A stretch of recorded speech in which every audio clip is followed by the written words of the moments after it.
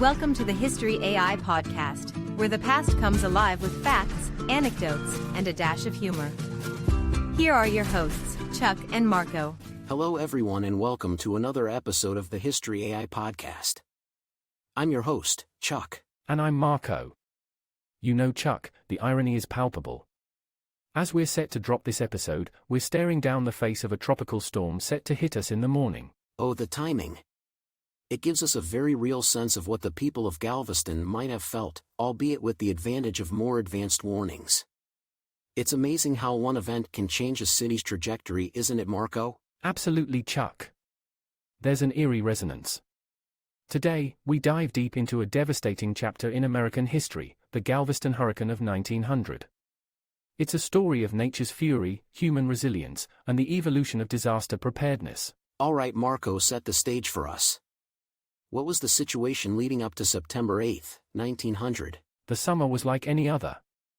Galveston was a bustling city. In fact, it was Texas' largest and a significant port. But one thing was missing: advanced meteorological equipment.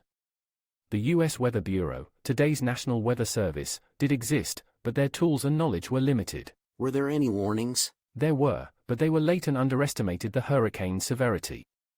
On September 4, the Weather Bureau reported a tropical storm west of Cuba. By September 7, it was reported to be moving west-northwest, which should have taken it away from Texas.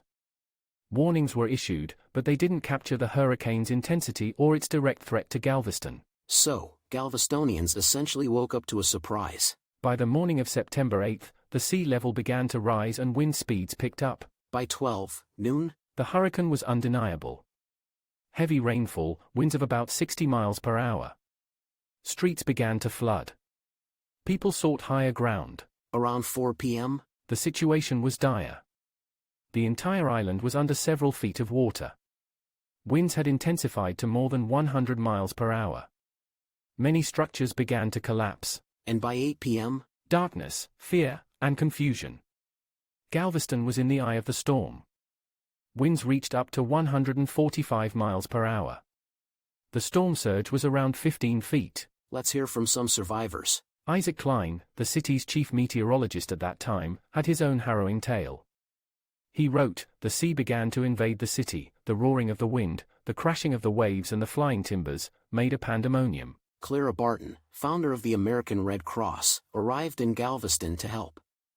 She described the scene as a city in ruins, its streets choked with debris, its people in a stupor of despair. It's estimated that between 6,000 and 12,000 lives were lost, making it the deadliest natural disaster in U.S. history. In terms of property, nearly 3,600 homes destroyed, city infrastructure severely damaged.